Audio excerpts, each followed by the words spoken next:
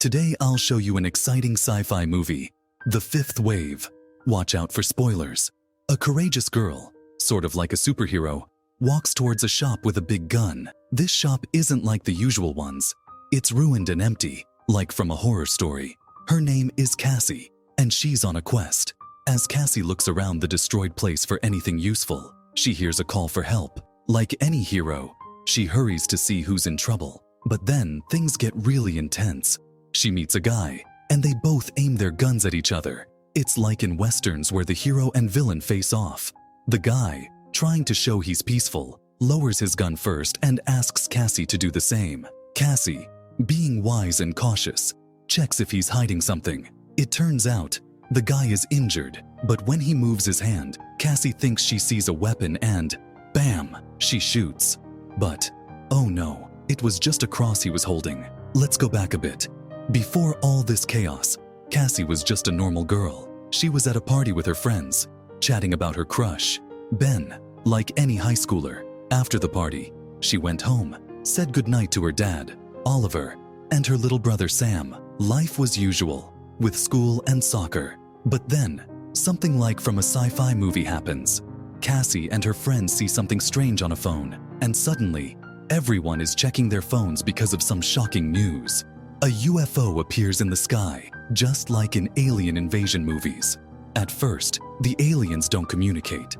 People start to panic and leave the city. Then, all electronics in cars stop working. There's a huge crash outside Cassie's school, and even an airplane falls from the sky. It was all because of the aliens' secret weapon that turned off all the power. One day, after school, Cassie's dad drove her home. As they left, Cassie looked at Ben, her secret crush, wondering if she'd ever see him again. Little did she know, a big adventure was about to start.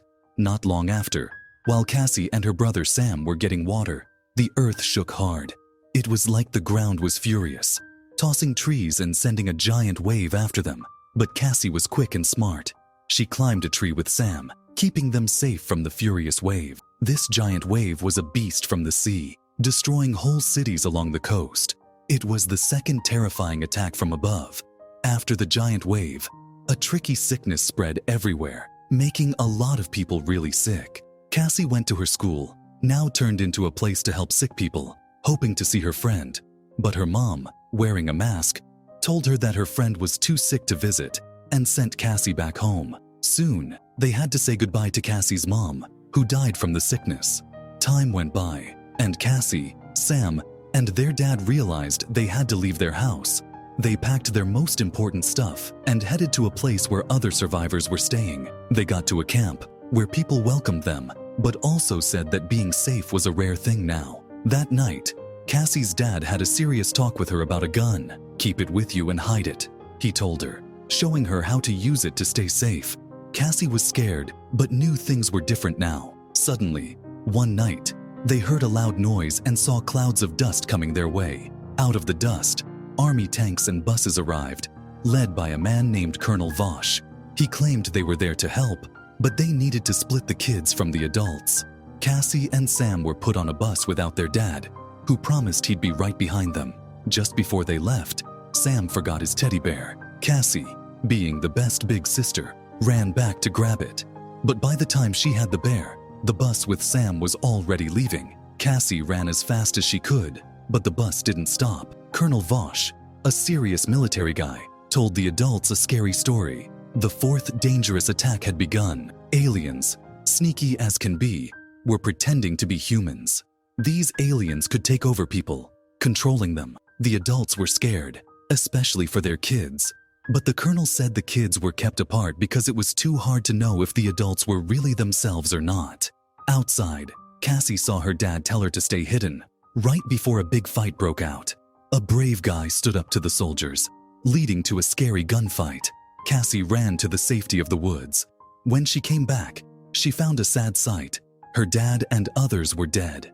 She picked up a rifle, ready to defend herself, and vanished into the woods again. Meanwhile, the kids, including Ben, Cassie's secret crush, were taken to a secret military base.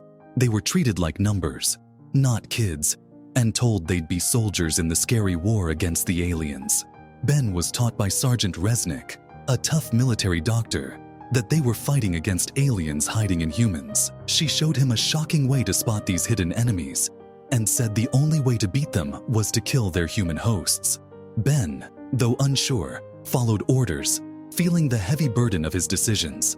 Cassie, on her own, turned into a real survivor. She was careful, trusting no one, focused on finding Sam. Her path was hard, and she narrowly escaped an alien drone, but her love for Sam pushed her forward, even when she was hurt and alone. Back at the base, Vosh was getting the kids ready for a big battle, telling them they were humanity's last hope. But not everyone was prepared for this grim future. Cassie woke up in a weird place, healed but locked up, pretending to be asleep as someone came closer. Her mind full of plans to find Sam and get out of this scary situation. She tried to be sneaky and reach for her gun, but oops, she was still hurt and fell. Just then, Evan walks in. He's the guy who saved Cassie, and now she knows his name. Cassie has a lot of questions, like, where's her gun? Evan hasn't seen it, but Cassie has hurt herself again. Evan quickly helps her, taking care of her wound in the bathroom and telling her she's been asleep for a whole week.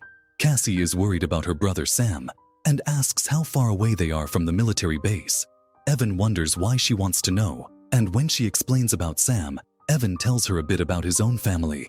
He says helping Cassie makes him feel more human because he couldn't help his own family before. Back at the base, the kids are getting used to their new life. They're playing cards and talking when Ringer, the new girl, comes in. She's tough and lets Ben, the leader, know she's serious and not there to play around. She doesn't like their idea of playing a risky card game and proves it by punching someone who suggests it. This shows everyone she's serious. Meanwhile, Cassie finds her gun in Evan's room and tries to escape, but Evan catches her. They have a tense moment when an alien ship flies over, searching for them. Evan says he hid the gun because he was worried Cassie might be an alien. They have some trust issues, but they agree to work together to find Sam, with Evan promising to help despite the dangers. Ben and Ringer start to get along better. Ringer has always looked out for herself, and she's not about to change, even with the world ending. She and Ben argue a bit about whether they were saved or forced into a tough situation, but they learn from each other. Ringer teaches Ben and his friends how to shoot better, making them stronger. Cassie wants Evan to teach her survival skills, like how to disarm someone. Evan doesn't take her seriously at first, but Cassie is determined. She wants to keep a promise to her brother, so Evan starts teaching her, making their journey together a learning experience. Back at the base, Ben is told about a new phase of attacks and a special visor that can help them see the aliens. His team will be the first to try it out, adding more pressure on him. Cassie and Evan, on their way to the base, share more about their pasts. Growing closer, Ben and his team face a dangerous mission and end up in a tight spot. But Ringer's smart thinking helps them escape. They hide in an old mall, where Ringer starts doubting the whole alien story. She takes off her tracker, and suddenly, her friends see her as an enemy. Ben does the same, and they realize they've been tricked into fighting other humans, not aliens. Meanwhile, Cassie and Evan run into trouble with hunters. Evan shows he's incredibly strong and fights them off, revealing he's part alien, part human. He's supposed to work for the aliens but loves Cassie, a feeling he's not supposed to have.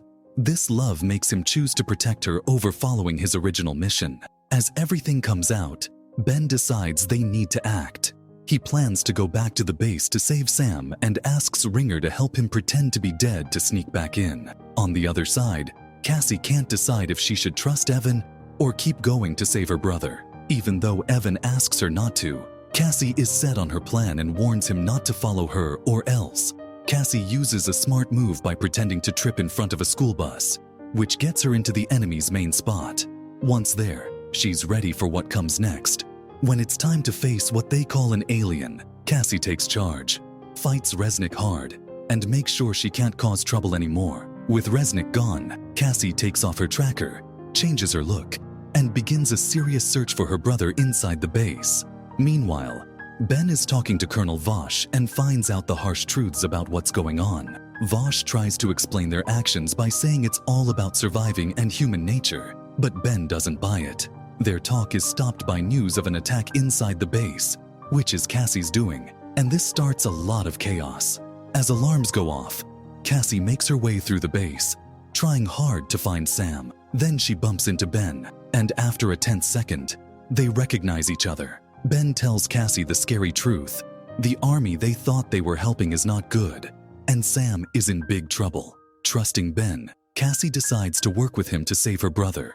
Suddenly, Evan helps them by admitting he caused the explosions. Evan's choice to be more human for Cassie adds an interesting twist to their story. They all work quickly to stop the kids from being sent into battle and to take down the base, hoping to save Sam and maybe others trapped in this mess. Ben and Cassie are in a race against time to get Sam before Evan goes through with his plan to blow up the base. They get to where the kids are, looking hard in the crowd. Cassie finally sees Sam and quickly goes to him, giving him his teddy bear back, a sign of hope in these tough times. With Sam with them, Ben shows them a hidden way out. He takes off his tracker, showing they won't let themselves be controlled, and they run outside, just making it in time. Behind them, everything is falling apart as Colonel Vosh, the guy causing all the trouble, tries one last time to catch them. He gets on a helicopter, planning to get rid of them for good, but luck has something else in store, and the base blows up in explosions before Vosh can catch them. Suddenly, Ringer and Ben's team show up in a military truck, getting there just in time to change how things are going. They all get away from the big mess, leaving behind all the destruction and tricks. Once they're safe, the group has a quiet moment together, feeling closer after everything they've gone through. Ben and Cassie think about what to do next. They have a big job ahead, saving the other kids still in trouble.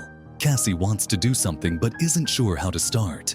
Ben says they should take things one step at a time and stresses the need to rest before they try anything new. They join their friends, letting themselves hope for better days ahead, showing their strength and the ongoing hope that tomorrow might give them a chance to fix things. And that's where our story ends for now. Keep an eye out for more stories like The Fifth Wave.